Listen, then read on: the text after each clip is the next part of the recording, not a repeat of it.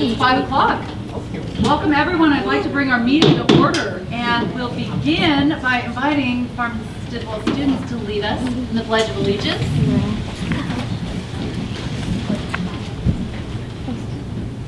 I pledge allegiance to the flag of the United States of America and to the republic for which it stands, one nation, under God, indivisible, with liberty and justice for all.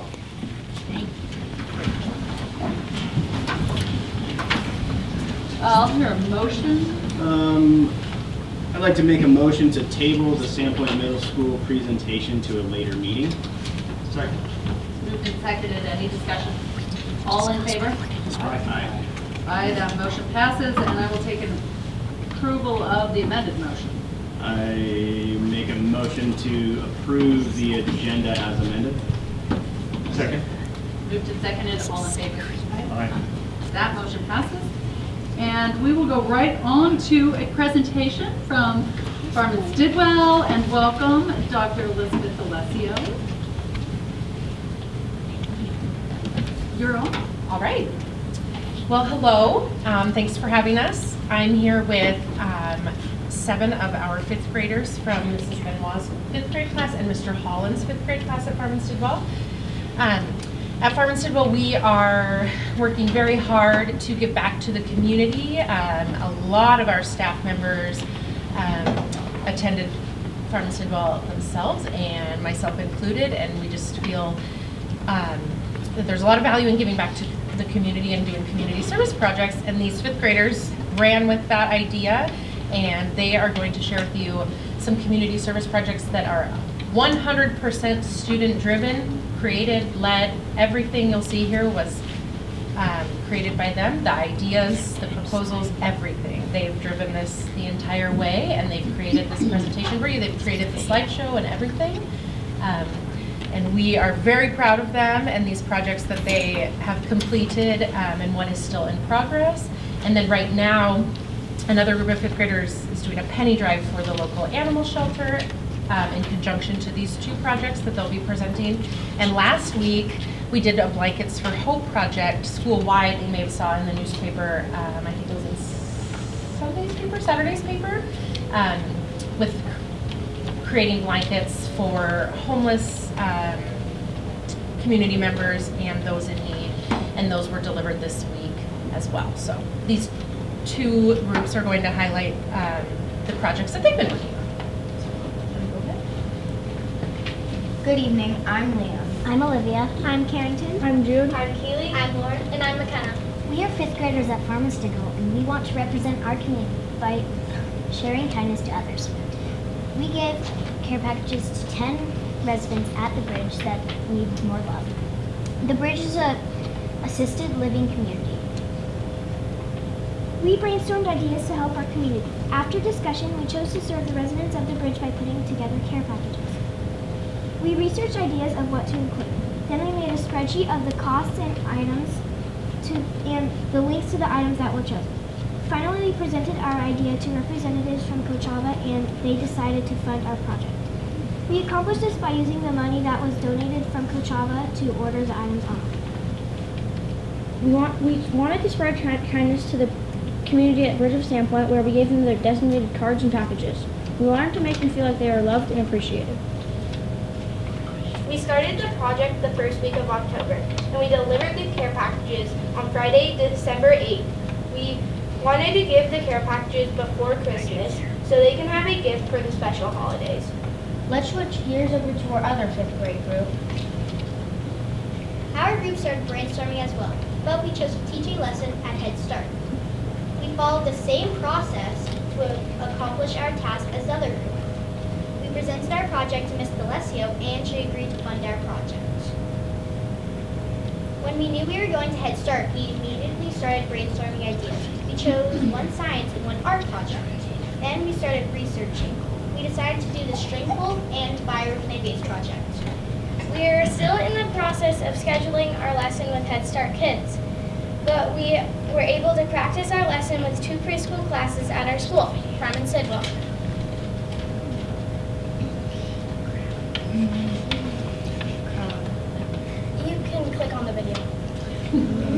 Oh, no.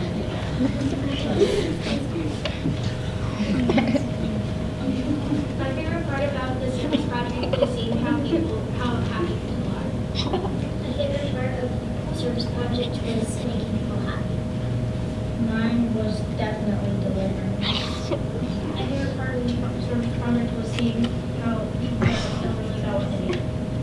My favorite part of this project is how other people are loved. My favorite part of this project was sharing kindness into the world. My favorite part about this was seeing preschoolers so happy when we walked into class. My favorite part about the service project is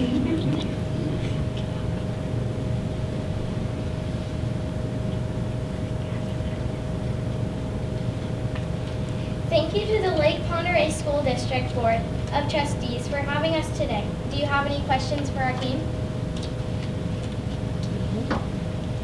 What types of things were in the care package that you gave to the elderly? So we had blankets, we had soap, chocolate, Sudoku puzzles, fuzzy socks, and cards.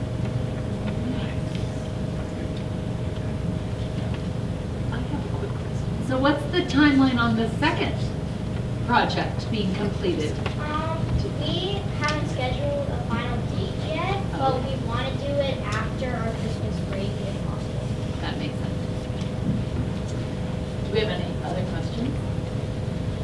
So how come the fifth graders get to be the inspired ones for the service project?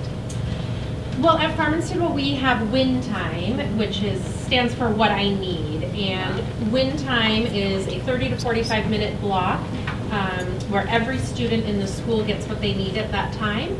And these students here are on a great academic train and they're heading up and they're doing really well. And so instead of needing intervention at that time, they actually need extension. And so for their extension projects, they wanted to focus on community service. That's great. Well, thank you. Thank you so much.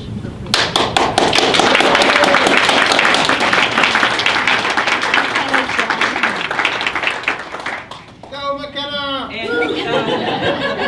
And students, your parents might not like all this sugar we tried, but it is close to Christmas, so we got you guys Christmas. Cupcakes, so if you guys can just share them with each other, you can do whatever you want. But we really appreciate you coming, so thank you very much. Thank you.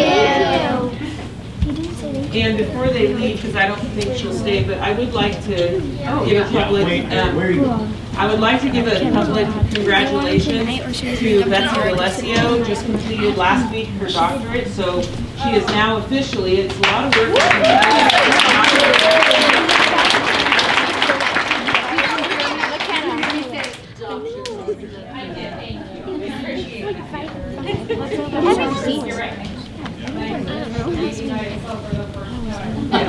There you go. Thank you, students. Thank you, guys. So, again, it's a tough act to follow, but we have a financial update from our CFO, Brian Wallace. Welcome. Brian. I don't tear up as often when you know. Yeah. And you can read that back out. I have made people, If I start yeah, crying. if we tear up when you're talking, it's really bad. Yeah, Chair Lewis, I have made people cry. Chair Lewis, members of the board, Dr. Meyer, I have the monthly finance report it's actually for November, even though it's December. We'll go to the first slide. And again, just a standard format.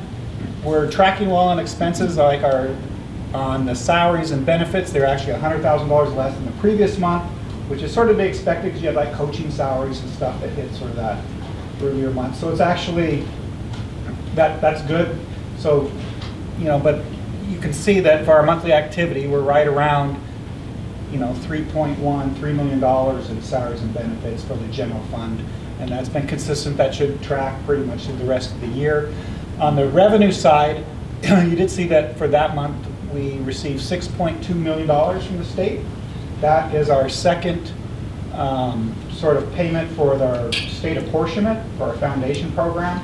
We also get a payment in February, and then they sort of true us up in May and June at the end of the year.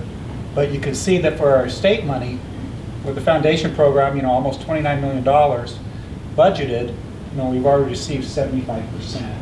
So the state does sort of front fund us on our state apportionment. It's part of the current funding formula on how they do things. There was actually some legislation last year to change that, which is actually concerning because the way our property taxes come in, they're starting to come in right now.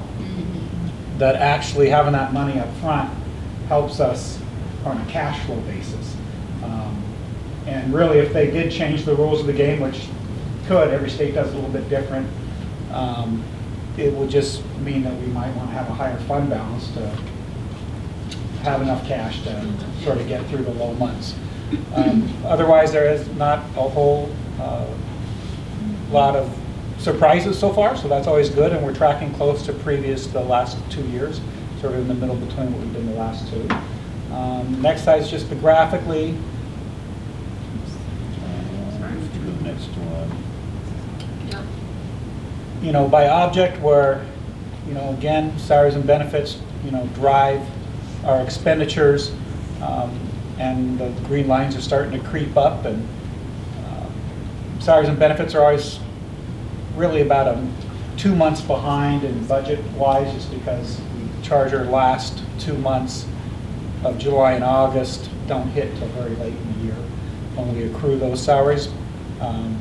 But things are looking normal. We're within budget. And then the next, on the revenue side, of course, you can see on the state dollars we received, almost most of our state dollars will get some more payments and some categorical funds, but it's there. Our levy dollars will get about halfway up that line here next month or next 2 months of report when we actually get those dollars received from the county, as people are getting their tax notices right now. And finally, on the last, enrollment. Compared to the previous year, we're down 77 kids at the same point in time, but we actually added 16 from the last month.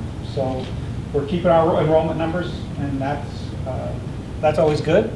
And attendance numbers have been really good for our district. When I talk to my peers, Lake Ponderay, we're doing a really good job as far as having kids show up and get back to more pre-COVID levels. And finally, I had an item of note.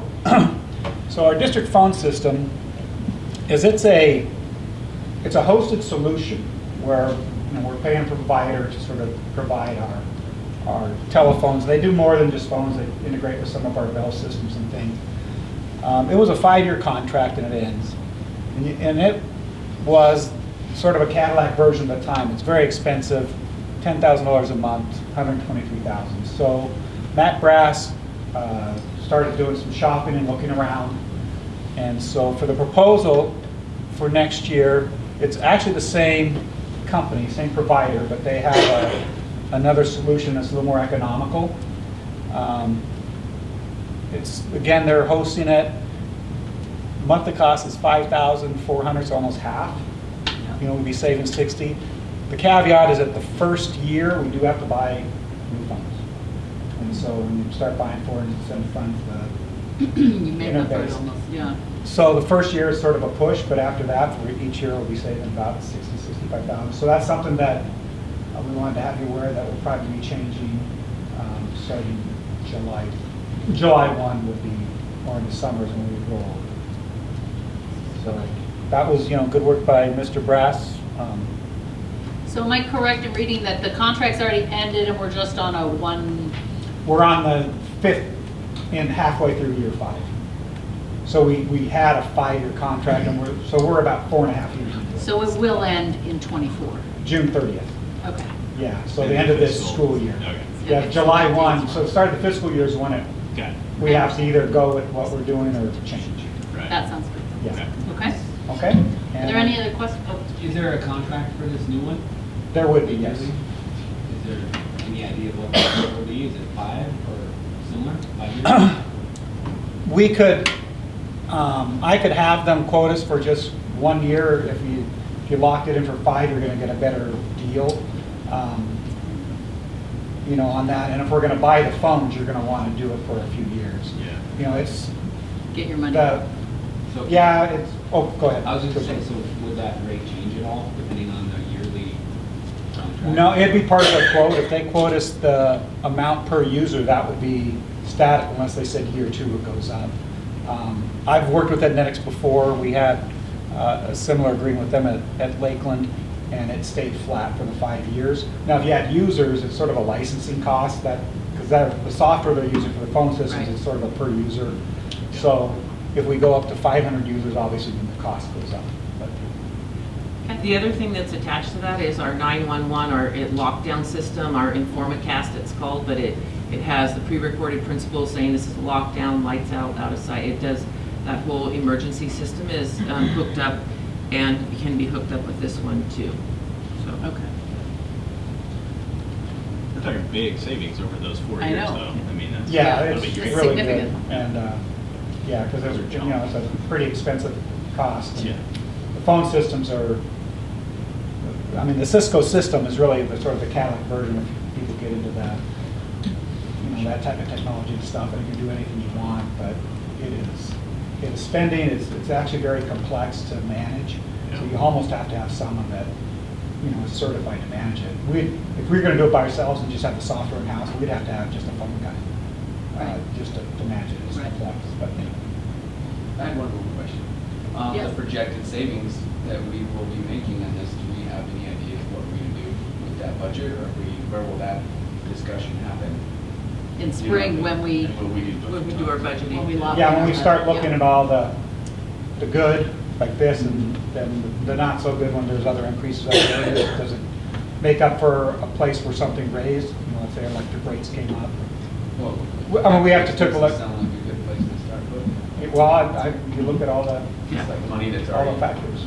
Well, I don't think we should get off into a tangent, but I will say that I just want to remind the board that our M&O levy is a flat levy. It's wonderful and very appreciative that we have an indefinite term levy, but it does not take into account any cost of living increases, so there's that piece as well. So. Yeah. And I would say, at least for next year specifically, we're going to There is a budget separate rate. about that 123,000 to get the phones, and so the savings really kick in year 2. Won't come, Yeah, but I appreciate you looking into cost savings. That I would have not known this, so I appreciate you doing that.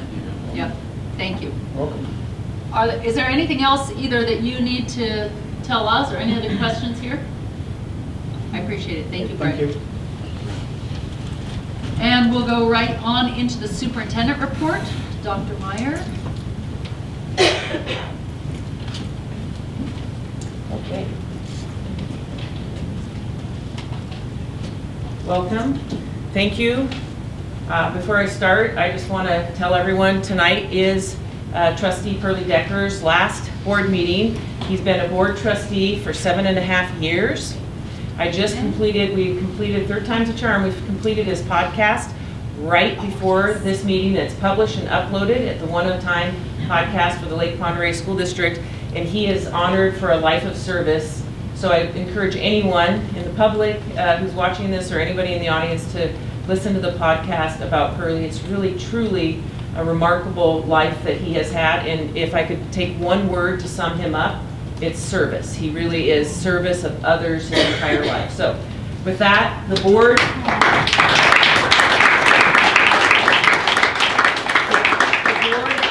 and the district leadership team bought you a present. You'll have to open it later, but we got that, and there's cards in there. And then we got you some pie that we don't want you to have to eat in front of everybody, but we'll have to do that. You might share with the board later. Yeah. So thank you to Pearlie for his years of service. You're welcome. Okay, remind everyone, connection is our theme this year, every student, every day. This is where our work centers all around our strategic plan that we're going to be working on in the next 5 years. The first one is address facilities. This was the #1 request by our community. So if I could have Matt Deal, Facilities Director Matt Deal, come up. We have a couple of things to share with you. I'm going to let him do the talking on the Sandpoint Middle School update, which I wanted to give you in person. But he's also obviously a big part of our long-range facility planning committee. We are at Sandpoint Middle School, ironic enough, for our last long-range facility planning committee meeting. We did the entire tour. Nobody wanted to go into the tunnels underneath, which were now filled with water completely on Sunday, but Just letting you know, we're going to Washington. Tasha Hamer's here. We're going to go to Washington next. Those 3 schools are the lowest score, remember, on our BCEF forms, our building condition. So we're starting with those 3 so people can see it. And then we're going to go to the largest school we have, Sandpoint High School. And then we're going to work with the long range and see where they want to go next. So that's the, and I'll keep you informed. After our next meeting, they did elect a chair, communications chair, and we're going to start to put together things that will go out to the public. We just wanted to get kind of a foundation set, and then we're going to go from there. Any questions about that?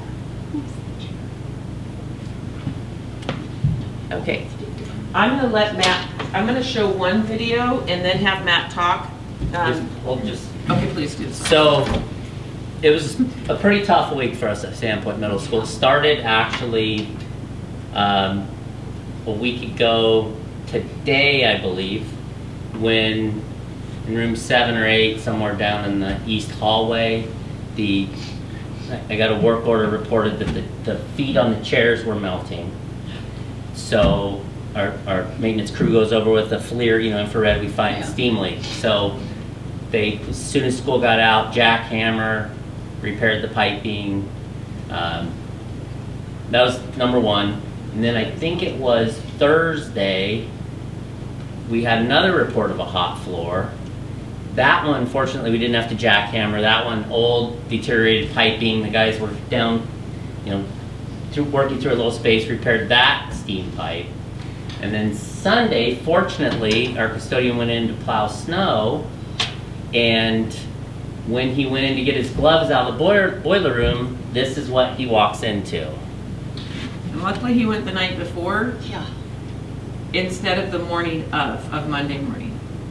So the boiler room's in a low point, and we've been battling groundwater off and on, but this was like way too much flow for groundwater. So what had happened was a 3-inch water main coming into the building had broken. So he called me, I live close by.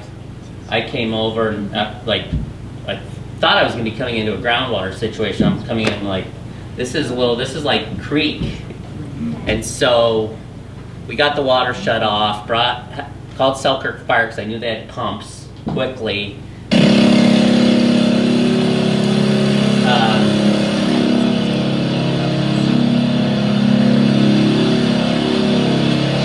This is after we got the flow of water, so these stopped.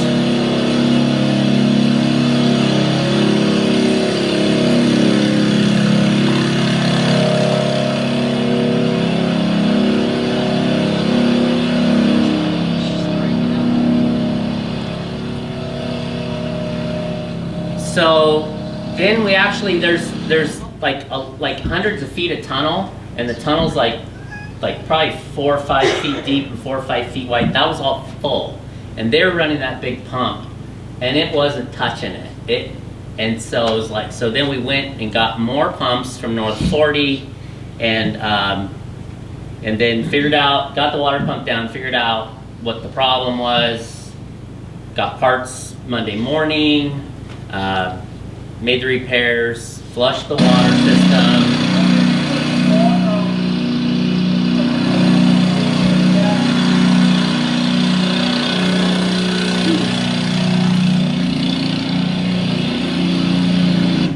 So we were pumping about 1,000 gallons a minute, and it took over an hour to finish. So anyways, kudos to these guys that then yesterday crawled down those tunnels under the school, fixed the pipes, got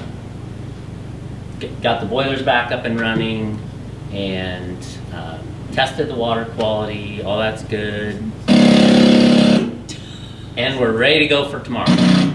So, the condition of these facilities, the deteriorated old 70-year-old piping, that's real, and I think we're fortunate to have talented staff that can expedite these repairs. A protracted, longer, I should be talking to you guys, a longer time frame for a repair like this is definitely possible, depending on the seriousness of whatever's broken. So. Any questions? Well, you can never retire because you're the only one with all this institutional. Oh, we've got people. So. I have to say, We know where you live. we are deeply grateful for your crew, you know, pulling together, coming out on a Sunday night and Sunday Sunday and afternoon. overnight onto, which is my point of their crew. Thankfully, we have them, and their people are willing to come out and help in emergency situations. I wanted to let the board know this is why on Monday we had the conversation. The water was getting out of the tunnels, but we felt really strongly that we need to get the water quality tested. I also want the board to know, without being asked, he went and got the Colgan water things, had all the waters. I have a picture in the board update. All the water fountains were closed so that with plastic and tape so people couldn't use them, and the coolers are there just in case. But we both felt really strongly about, we wanted to test the water before the kids went back to school. So they had it online, and they did Schoology, and the students and teachers worked on Monday. This was our message on Monday. At the end of the day, they could not have the water test back until this morning to us. So that's why we sent the message out Monday that today would still be off, and luckily that came back. We're all clear. He has the results. He's already shared them with people that are interested, and so we both feel safe that they would start school again tomorrow. Yeah, we've had some good questions from the community, all based on concerns for the safety of the kids. Great questions, and I think that we've had good answers that are correct and well received. Thank you. Okay, thank you. Thanks, Matt. Thank you, Matt. Okay, so the student connection. I don't want you to read all this, but I wanted you to know that I do a guest opinion in the Daily Bee about what the trusted adult is. And again, just put this in here so people could read it later, and if they want to know more about the one trusted adult. We've had quite a few stories, and one thing that Mr. Penrose did on the day when yesterday, when the students weren't there, is he broke up he did a student survey at the middle school for all students to ask who their trusted adult is. He broke those out into separate spreadsheets and sent them to each staff member yesterday because they kept asking, they wanted to know. So that was something that there's always a silver lining, and he got that done yesterday. And the teachers are super interested in that, so how they can keep all the students involved. Recruiting and retaining quality staff. Thank you for the facilities department that we have. It's amazing. So I did buy them pizza today to thank them for their work. One thing that we are also doing is the staff, you saw the turkey trot challenge. One thing that we have committed to as a district is we want to boost job satisfaction, and something that came in our survey with folks at the beginning of the year at the welcome back, remember I had that QR code and they all took the job satisfaction survey. One thing people shared with us is they'd like to have some more team building, chances to connect with people throughout the district, and then also take care of themselves, what I call the ninth piece of pie. And this is, now we're going to start, we finished the turkey trot, and we're going to a Winter Warrior Challenge. So it's going to be really fun. This is just a little bit of like salting, as Gary Smalley would say. It's salting, and then get people excited for what's coming. Fostering community connection. I told you about the podcast, so these are the podcasts we've had so far. Here's the link that can take you straight to there, and this last one, like I said, Trustee Pearlie Decker, honoring a life of service. Then our November loop. Isn't that Kristen Hawkins did that? Isn't that an awesome picture? Yes, it is. So that loop, volume 17. And just reminding everyone that at the center of all we do is our students' learning. The students are the very most important every day. And any questions? That's perfect. Okay. Thank you. Thank you, Dr. Moore. You'll see that we are ready for public comment, and I have two names here. Sorry, I have to get my glasses on. Board of Trustees welcomes patron comments from the community. Comments are limited to 3 minutes per person, appropriate for open forum. Input must not identify individuals, personnel, or students, or be abusive, defamatory, or obscene. This is a board meeting held in public, not a public board meeting, as governed by Idaho Code 33.5. Thus, no discussions or responses occur during the meeting. Issues may be referred to the proper staff person or committee follow-up, which we often do. Any complaint about the district instruction, discipline, personnel policy, procedure, or curriculum should be referred through the proper administrative channels before it's presented to the board for consideration. And we have two, and the first is Stephen McKnight. Welcome. Thank you.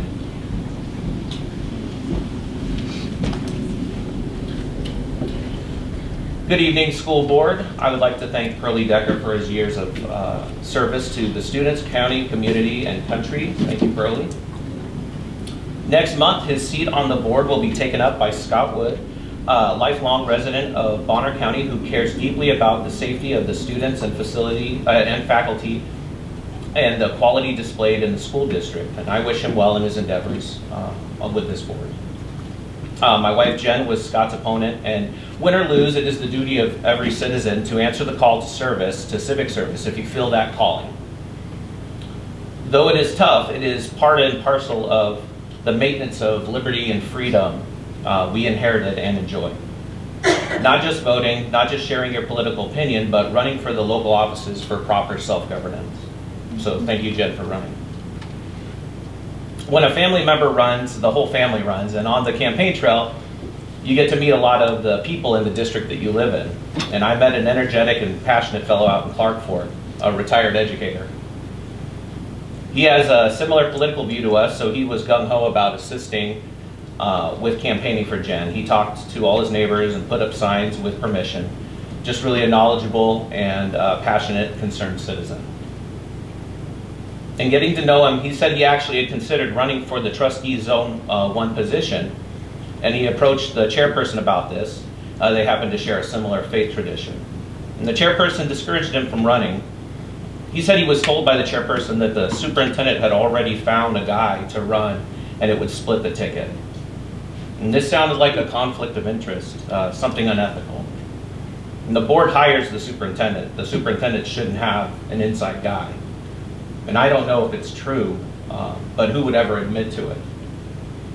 And it was revealed that during the campaign that Scott was receiving political campaign direction from former superintendent Tom Albertson, but this was supposed to stay secret, and I'm not really sure why. And there's a political group called PAFE, Panhandle Alliance for Education. And it has a nice name, and I don't know a lot about the group, but if you look at the website, you find the current superintendent Becky and the former superintendent Tom Albertson and current chairperson Geraldine Lewis on that site and in that group. Is it unethical for these particular three to privately and secretly use their influence to assist a potential political ally? Values and teaching values was something that came up during the campaign. Is it unethical? I don't know. But I do know this. It is absolutely unethical for the chairperson to discourage a fellow citizen from running because her political affiliation wouldn't want the competition. In the new year, I would ask the board to consider a new chairperson. Thank you.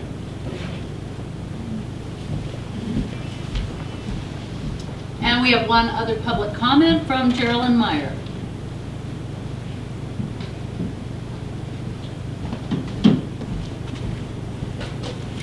Good evening, I'm Geraldine Meyer, and I work at Sandpoint High School in the counseling office, and I wanted to share some good news with you. Our counseling team has been really busy this fall with lots of neat opportunities for our seniors, all things seniors. We had our Apply Idaho week, where it's an application week, and I just wanted to share some data with you. For the state of Idaho completion rate for Apply Idaho, it was 52%. Sandpoint High School seniors were at 77%. Then what's even more exciting is the governor, I think you all are familiar with Launch, has put the money towards students going into some type of in-demand career. It's $8,000 up for grabs for any high school senior, but you have to apply through Scholarship Idaho. And so we were able to work in conjunction with our English departments, and work with all our seniors. The state of Idaho, their completion rate currently is at 49%, and Sandpoint High School we have a completion rate of 72%, which we are super excited about at Sandpoint High School because it's really helping our students with neat opportunities, and it was fun because the lieutenant governor actually came up to Sandpoint High School and met with one of our students who was actually using his launch funds to get his CDL, and is so excited, and the lieutenant governor was so excited to connect with him, and then met with another student who wants to be a rad tech, radiology technician, and that's actually what the lieutenant governor's one of his children is, and so he was able to connect them. So it was just super exciting fall for us at Sandpoint High School, and we're just really appreciative of the support from our school board and our principal and admin and everybody. So super exciting for our students and where they're going to end. Thanks. Thank you. Okay, so on that good news, we will go right on to our board agenda information, and we have an update from the ISBA annual convention that Jalen and I both attended, and I was going to ask for favorite moment in 10 seconds or less, no, and then what I typically do when we come back is highlight the voting on the resolutions, whether they passed or not. Jalen, do you have any favorite takeaways? I don't remember the lady's name, one of the keynote speakers from Texas. Oh, yeah. Was it Anyway. Kay Douglas? Yeah, Kay Douglas. I mean, she had a lot of good stuff. I don't know. There's my 10 seconds, but I enjoyed that session a lot for sure. I mean, it was nice to hang out with everybody to meet, network with new people. Yep. Yeah, I mean, I have a couple of reports from my workshops, but is that something you want to talk about later? Or? I think those will be actually items that, I mean, some of them will surface as we go along, and also will possibly be useful when we get into some board training. Like to bring some of those, Yep. things we learned there. One of my favorite things was another keynote talk, and he talked about 6 of his most impactful teachers. And it was just so interesting to think back on my own education experience and how teachers make such an impact on us. And that really it just sparked a lot of thought for me. The whole 2 days was very helpful. Dr. Meyer and Kelly Fisher were with us, and our CFO, Brian Wallace, was there, so there was a lot of good opportunity for conversation. We had only 7 resolutions to vote on, and so Jalen and I were there for that business session representing the votes of the board.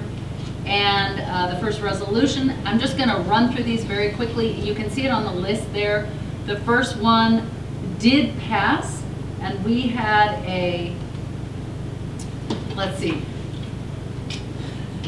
we had a 3 yes, 1 no on that one.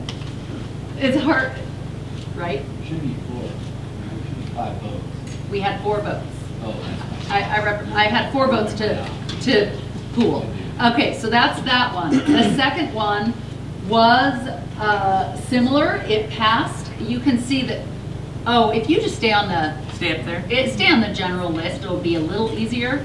This funding formula passed among the group. We had 3 yes and 1 no again. The third one is the open enrollment and building capacity limits. Can you actually scroll down? I think it kind of gives a little bit of a description. It does. It's going to be hard to read. No, just that little bit right there on that page. Right there. Oh, I see. Yeah, So that helps people understand what they actually are. Just a skosh down. Those If bullet you- lines right there. 1, 2, 3. See how there's just a one-liner with People can kind of see. That's not actually that's those? no, that's not a description of those. That's just their policy they use, the principles they use for recommending or not recommending. Okay. So those aren't aligned to the 7. These are pretty long to resolutions. read. See, whereas. They're so hard to read. Whereas. But those are on the website. So if you go back to the top summary, the 4th one, were we on the 4th one? The 4th resolution did pass, and we had all yes votes on that resolution. The 5th resolution, you see there about the placement of school nurses and pathologists. That did pass, and we had 4 yes votes. The 6th resolution was streamlining ISBA priorities, and we had 2 yes, 2 no. It did pass. And the 7th, bond and levy communication, we had 3 yes, 1 abstain, and it did pass. So that was the summary of how, overall in the whole business session, all of these passed with the large group. All that means for the general public listening to this is that the ISBA has then decided that they will take it forward and actively work on these to pass at the state level. So it's a conversation that is had by the members of the ISBA on what to take forward to legislature. So, yeah. Did you guys have any, and I'm just looking at the K-12 funding formula, I mean, I know that that comes up every single year. Every year. In legislation. Did you guys have any, was there any discussion from anybody in positions of power or know-how that you guys spoke to about that? Like, I'm assuming it's, I mean, obviously it's going to come back up. Yeah. I did not get a sense that it would be received any differently at the state level, but Jalen, did you on that? No. I didn't have a sense that there was any big change in the approach to it, other than educators and ISBA members still feel it's a worthy conversation to keep having. So, are there other? Again, and I say this every time, I bring back a packet from this. Nobody's taken me up on it yet, but there's some notes in here about the conversations that different keynote speakers have, and it's of course open, nothing that the public can't see if they were interested. So that's available. And I'm going to move straight on, because out of our conversations down at this convention was one thought that came back, and Trustee Jalen had asked that we get this onto a, what's that? Trustee Jalen. Well, we're all on our same basis here. You don't have to do more. At any rate, we were bringing this conversation back here to have sort of as a whole board, and to let the public know our conversation about future ongoing town hall meetings or forums or workshops, you know, whatever format they fall in. And we've done them here in this district under all of those formats I've just mentioned. So I'm opening the conversation up, and I'll start with sort of bracketing it this way. We talked about, we know they're useful, and we talked about, is it useful to get them on the calendar? So that's sort of where the conversation is. I did mention that the format for these really is most useful deciding once you know a topic. So not everything works with the same structure. It really depends on the topic, the amount of public interest in the conversation. I know that I'm going to ask Dr. Meyer, because I know there's one sort of on the horizon with this long-range facility committee. There's definitely public input that's required. Every time we do a strategic planning, there's public input required.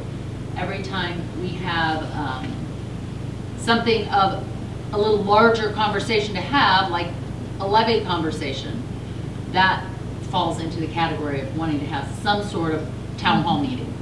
So I'm not sure what the time frame is on the long range. It would be great. I will ask the Long Range Facility Planning Committee for the committee's perception of it, but after we finish Washington and do Sandpoint High School, I would think at that point they'll have a good array of, Matt and Brian and I will have given them all of the information. How do we fund levies in how are they funded, what are our square feet size. We've looked at the evaluation of every school, and then what's our cohort model, what's our growth model going to be, where's the development in the state coming from, in our county.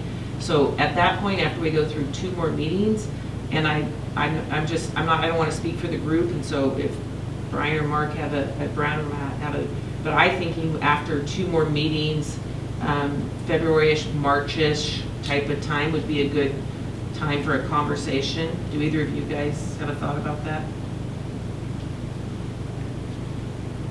I don't want to get I don't want to get out in front of it and have you commit to something that then, you know, you're like, backpedal a little, we need more time. Oh, and our vice chair, Chuck, is here as well. So we can certainly talk about that with the group this month and come back to you, but I think it would be really fruitful to have a town hall meeting with the board surrounding the long-range facility planning. Sure. Well, and we discussed, the discussion was, it doesn't have to be just one topic, just something that is, correct. Even if it's on a calendar with no real topic in mind, just to be available to the community that's not in this format, where it can be more of a conversation. Like in these meetings, you know, there's not a conversation we can have with people.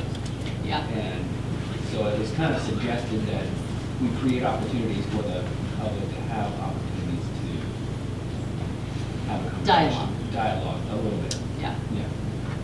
Is that, that's coffee flash. It is. well, yeah, that's it is like my almost like question the on coffee that flash is like, are we trying to create a situation where it's a sanctioned board meeting where we're all just sitting here waiting for people to come up and talk about whatever's on their mind, or I mean, we could. yeah. Because my thought on it is like, if there's something, well, first of all, if there's something big, right? If there's COVID 4.0 or whatever the heck we're at now pops up and, oh my gosh, we got to talk about this. Obviously, that's going to be that's a topic, boom, we're going to talk about that specifically. But absent having something to talk about, like, I feel like this format where somebody can come up and if there's something, typically, somebody's coming to a school board meeting to talk, they've gone through a different channel up to that point. So whatever the topic of discussion is, you know, my thought is that the chain of command, whatever it is, hey, such and such thing is happening in 2nd grade at Washington School.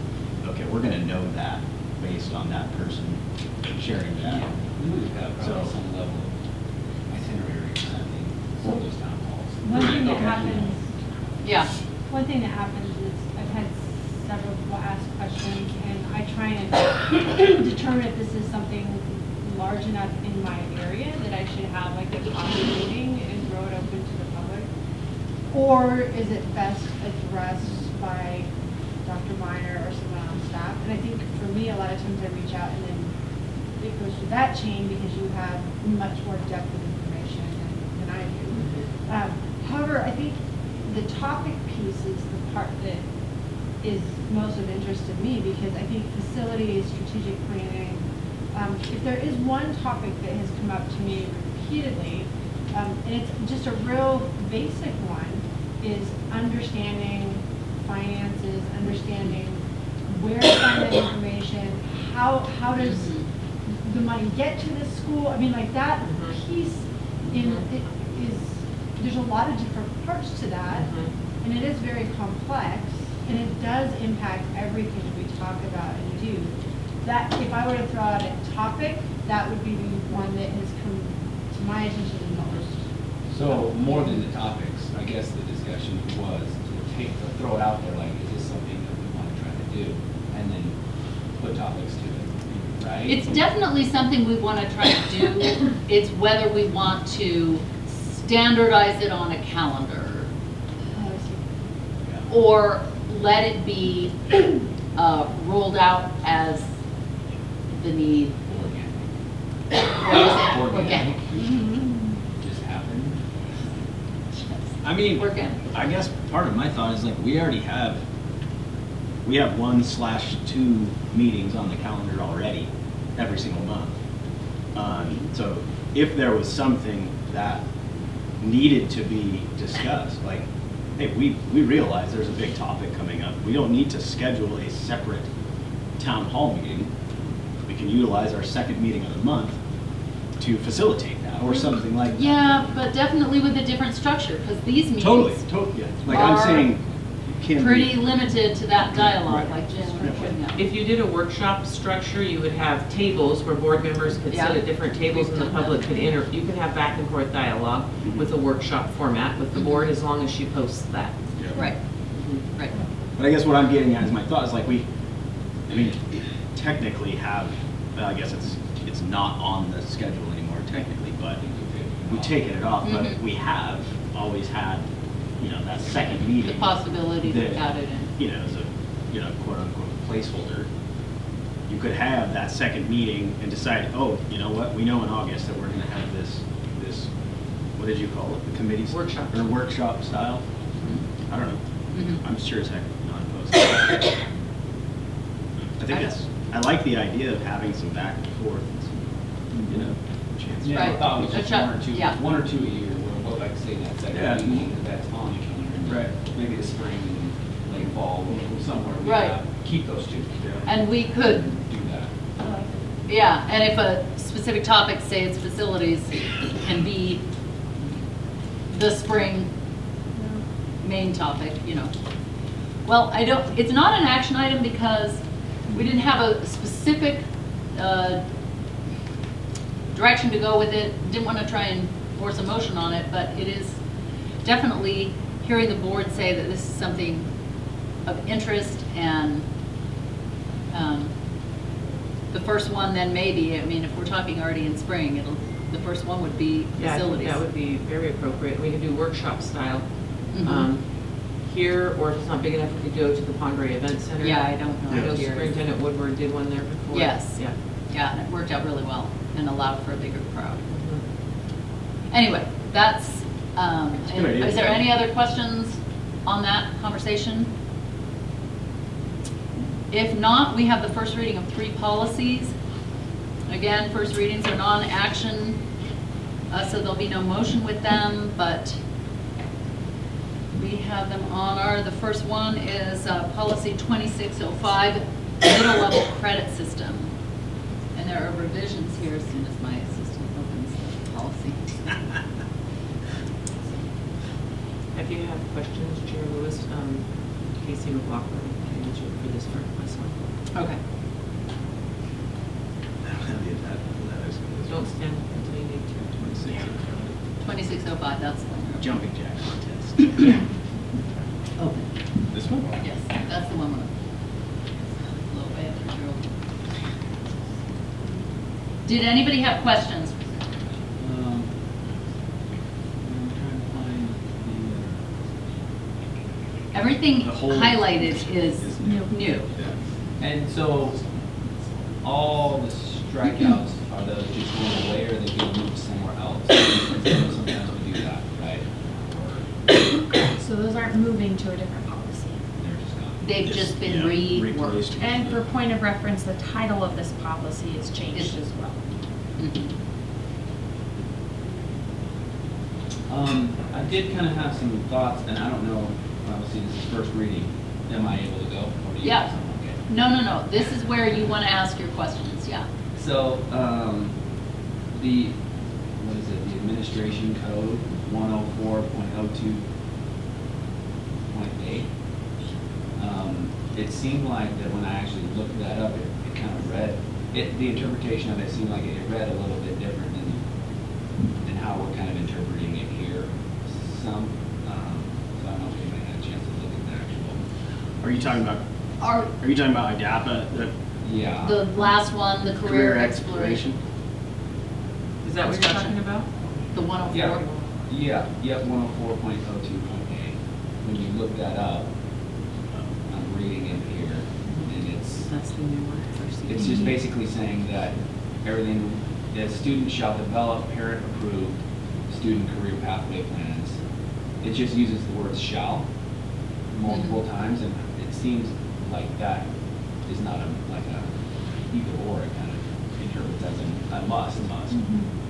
But Instead of may. Yeah, may, like something may. like that. Yeah. But it does say in this code, or whatever it's called, the 104.02A, Yeah. it does say that they can make you know, the school district can make a good faith effort to notify the parent or guardian of their responsibility to be involved in this.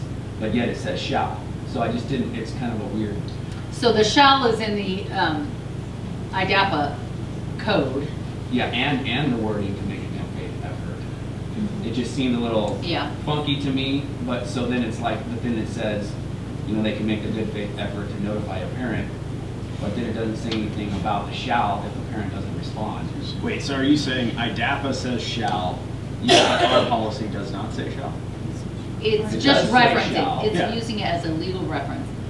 And then Ours actually translates pretty well from what it says. Like I think the wording is pretty close, but it seems confusing to me that it says shall, but then it says, actually, it's not a shall if you make a good faith effort. It's a may. I see. You know what I mean? If you've made a good faith effort to reach out and say, hey, you need to be involved as a parent, and if they do or don't respond, then the shall kind of goes away. Well, isn't it saying it's our duty as a district? We shall try the best that we can to get the parent involved. Obviously, we can't drag the parent. We can't make that. To do So those then I things. guess it led to my question, and this is Okay. all boils down to this: does that CPP or whatever it's called, the acronym, have to be completed if the parent doesn't respond to that good faith effort? Yes. So then they don't shall. They don't actually have to. If they don't have to be involved if they don't respond. Like it still has to be completed, correct? Yes. Without parent involvement. Right. You can't force a parent to be involved. I got you. I know. We still have to do what's right by the student to get all the stuff done. Right. But Yes. there's a lot of parents that aren't going to be involved in their kids' development. probably not law. Yeah, but it happens.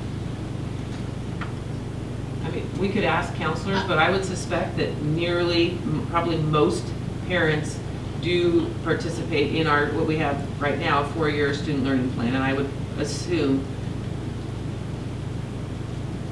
unless we have a counselor in the room that differs. She's not different. No, I can just tell you what you do if you want me to. Yes, please. So typically in the spring, in conjunction with Sandpoint High School, and I think Clark and LPO did a similar thing where we invite the 8th grade students and parents, we call it Springboard to High School, where the students and parents come, we do a little talk. The weeks before, counselors have been in their classes, showing them a catalog at high school, what the pathways are, how to register for classes, and then we invite them to the Springboard night where parents can meet department chairs, like ask, should I take English or not, and we encourage, and we have had tremendous representation, the parents and the students all come, what clubs there's involved, how to get involved in athletics, just really, trying to welcome them to the high school. And it is through the state does require, it's called, basically it's kind of a learning plan, a 4-year learning plan. And so if parents, we send it home, they sign off, and then it's to help guide the students so that they have a plan kind of as they're going through high school, what trajectory they're interested in at that time, that it can change every year, and then we send notification home to parents that, that this is what the new registration, what your student is registered for. And so you do a new one there. Am I able to ask a question? Yeah, but I don't want to get too bogged down in the actual application of I want to this. understand it before I continue, so there's more. And we can also do follow-up after, because it's a first read. I can get information from Clark Fork LPO as what's the percentage of completion of them. Okay. That would be helpful, I think, for you. So then maybe a question would be, if you could. Yep. If it's a yearly thing, it seems like that's what's indicated. It does. Yeah. Do they have to notify the parent every year? Yes. Or is it just a one and done? Okay. Nope. Every year, by law, you have to notify them. And then my next question is, it says, if any modifications are made to the plan, the student's parent shall be provided with a revised copy. So when do the modifications have to be parent, like the good faith effort for the modifications also? Yep. Or does the modifications happen and then they're just notified of them? Does that make sense? Yes, and I'm 99% sure that parents sign off on every single one, but I want to double check and get back to you on that. So I'll check all. Those were my main questions. Yeah. It just, the whole shall and then it doesn't really need shall. Kind of just do it rich. Yeah. Are there other questions on the verbiage here? Okay, so we do have a follow-up from Dr. Meyer on this one, which if she follows up and we're able to have the second reading, we can address it at the second reading and still be able to vote on it. We have a first reading of policy 3060, education of homeless children. Again, this is a revision, and I was going to ask our clerk, are these changes that we're seeing here reflective of what is changed in Idaho code. So this policy Yep. was really out of date. So now all the highlighted section is all new. The bottom is significantly struck more, right? because we have to align to Idaho codes. Okay. And again, it had been a few years. At the bottom of the policy, you'll see when it was reviewed last. Yeah. Are there any questions for either Dr. Meyer or Kelly Fisher on any of this wording on this policy?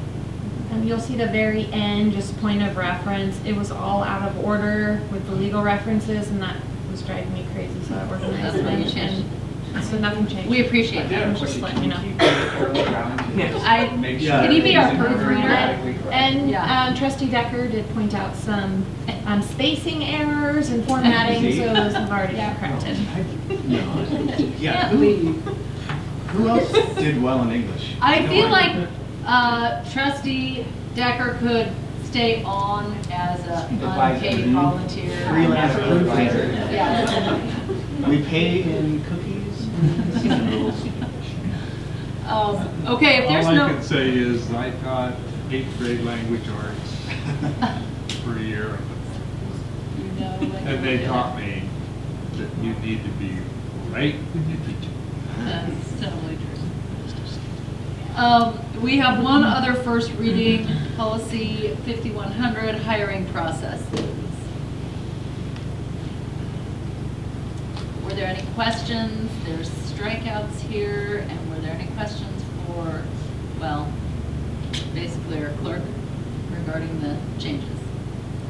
I don't know if my question is not really about policy or wording. It's more of a general, like, I know how things happen when we approve the HR reports and things and hiring and whatnot, but this policy seems way more than that. And I guess my question is, I mean, do we as a board need to be doing something different in that process? Because it just seemed a lot more, I'm not saying we need to, it just seemed a lot more involved. So if you read the very second line where we assign to the superintendent, Yeah. so, right, we're not in the buildings doing hiring of every level position, but then the superintendent has designated certain hiring processes to other admin in the buildings. So I'll let you answer that question, but What we found with this policy, it had the procedure in with the policy. And one thing we learned at ISBA is the policy is supposed to be this succinct policy, and then the procedure is supposed to be these are the steps. These things down here, sorry, it's hard to, I have to have my cursor in the right spot, but down here, all of this stuff that's marked out is all things that are procedures that should be in our procedure. They're already in our admin handbook, which you all have access to see the procedures. And it's written out with bubbles, step by step, even better than this. So that's why we took this piece out. And the board at anytime that there is a district level position, then I run it by you. Sometimes have you meet them in executive session. But I certainly can share anything on any questions you guys have about hiring. We probably have one of the best procedures in the entire state. They had me present at ISA before because we have a really thorough process. We don't just have a formal interview, we have an informal, a formal, we have a performance task. They do something ahead of time. We have students that take them on a tour if it's at a building. It's a really thorough process. Anyone who's been through an interview process here, we aren't just sitting with two people interviewing the person. It's a really thorough process. So, yeah. Yeah. Are there other questions relating to content that got stricken here? Okay. Well, that's the first reading of these 3 policies, and with that, I will move on and hear a motion for consent agenda. I make a motion to approve the consent agenda. I second. Moved and seconded. Any discussion? All in favor? Aye. Aye, that motion passes. And we're going on to some board action items. Declaration of candidates elected. I would defer that to. So the declaration is the only document in your board packet that you have to make a motion on for transparency issues. I included the canvas, the code that describes the county canvassing the election, the actual canvas itself from the county. And then the very last 2 documents, since in that declaration you defer to the clerk, is just the election was certified and Mr. Scott Wood was declared elected for that trustee zone. And then the last page of that document in the packet on that per Idaho Code 33502, since you ran unopposed, you weren't officially elected, but you have won that seat. So I will hear a motion. I'll go back to I make a motion.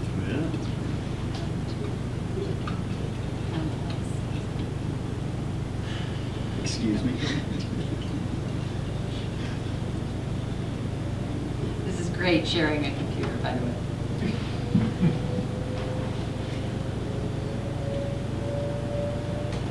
You're gonna have to wing it. I don't know. It's the very, so I apologize, board, it's the title of the very first document. Okay. So a recommended motion could be that I make a motion to approve the declaration of candidates elected. I will make a motion to approve the declaration of candidates elected as trustees, Zone 1 and Zone 4. One second. It's moved and seconded. Any discussion? All in favor? Aye. Aye, that motion passes. Very well done. Could add a lot of discussion. Trustee Lonnie, thank you. We have Clark Fork Junior Senior High Scholarship Endowment Fund. Principal Phil Hemming is here. You'll come up. There he is. Welcome. Thank you.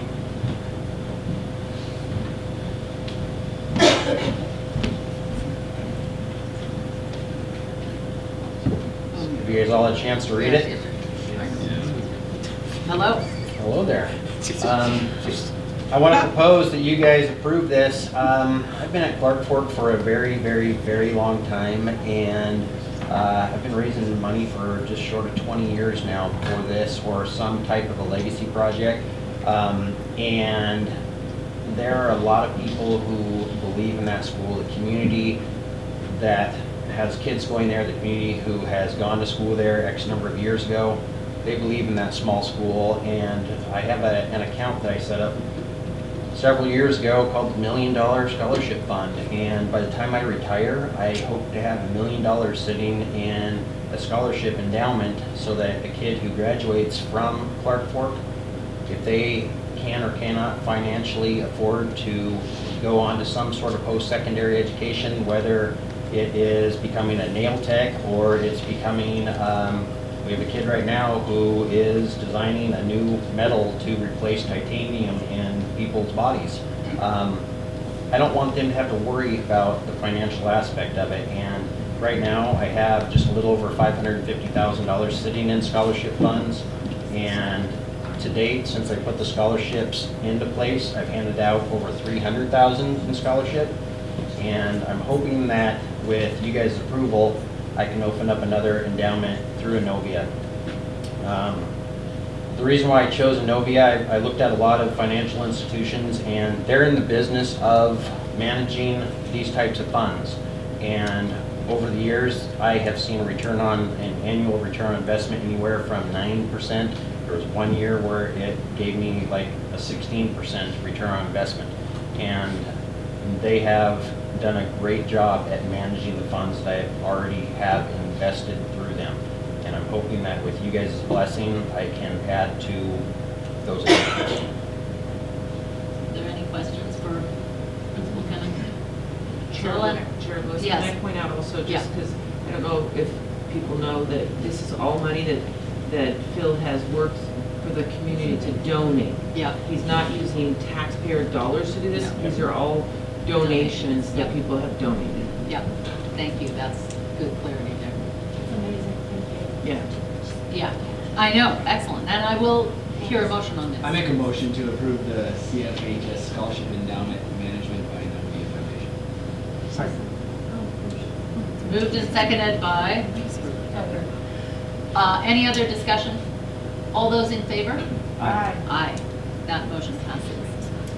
You can stay up there. You might as well And stay. Mr. We'll Deal- invite Mr. Deal will come our up. facility director, Matt Deal, up because Clark Fork Junior Senior High School Gymnasium roofing replacement. Hello.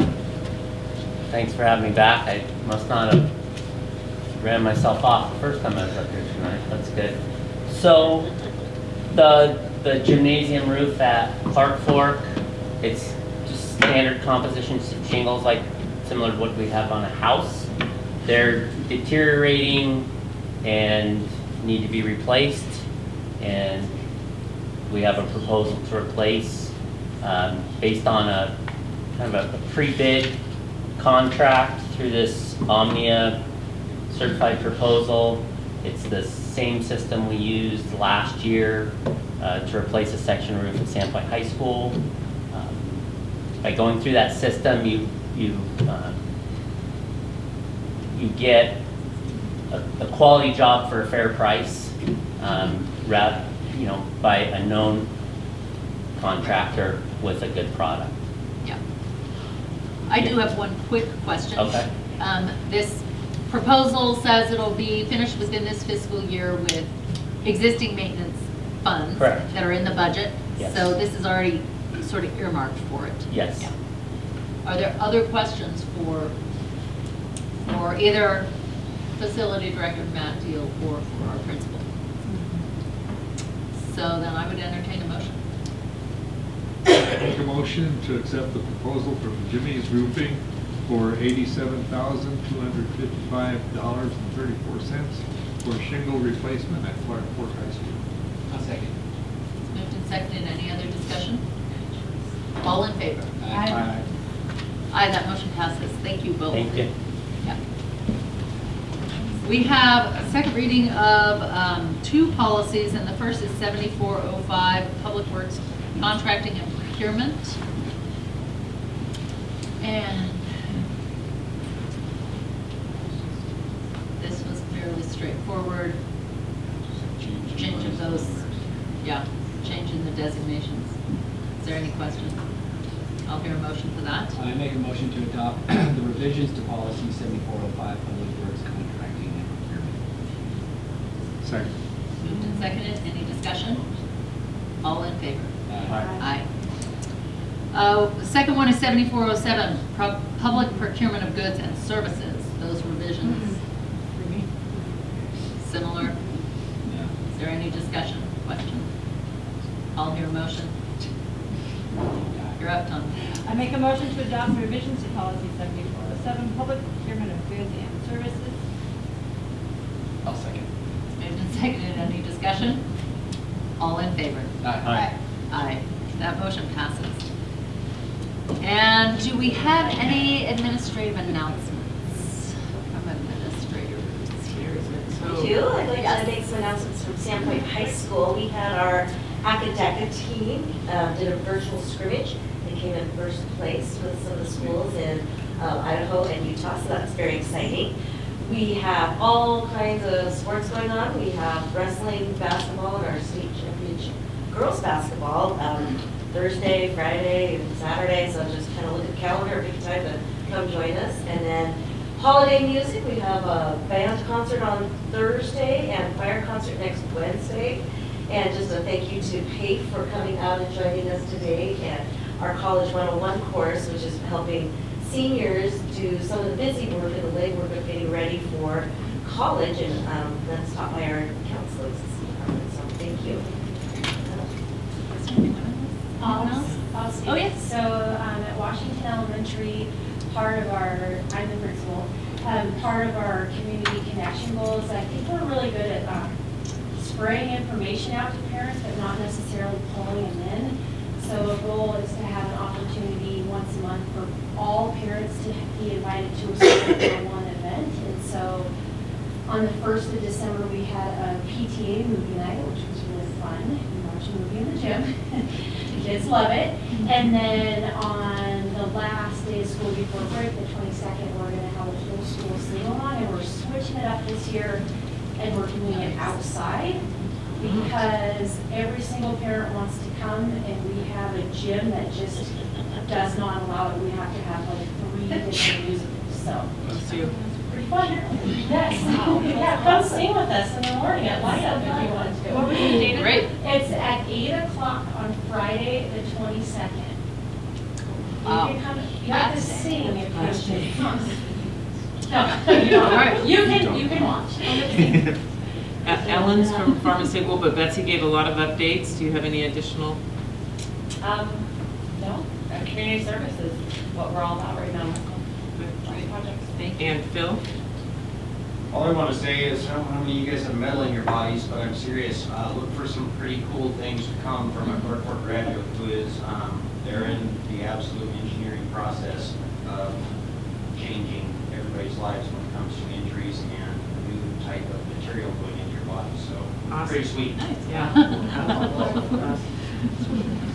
Casey might need that. I was just going to say, Too late for mine. Andrew.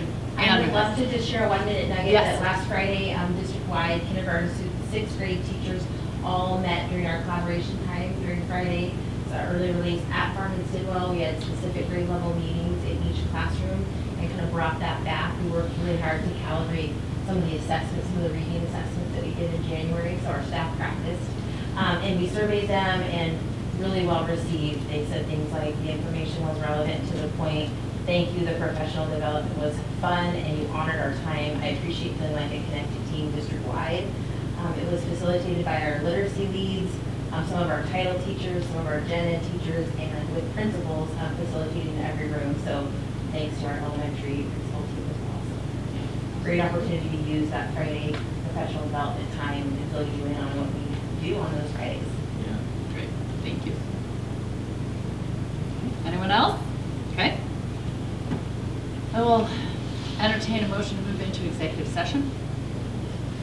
I'd like to make a motion that we move into executive session as provided for in Idaho Code Title 74, Section 206, subsection 1B, to consider the evaluation, dismissal, or disciplining of, or to hear complaints or charges brought against a public officer, employee, staff member, or individual agent, or public school student. Second. Moved and seconded. Roll call vote. Roll call vote, Trustee Peters? Yes. Trustee Sherman? Aye. Trustee Decker? Yes.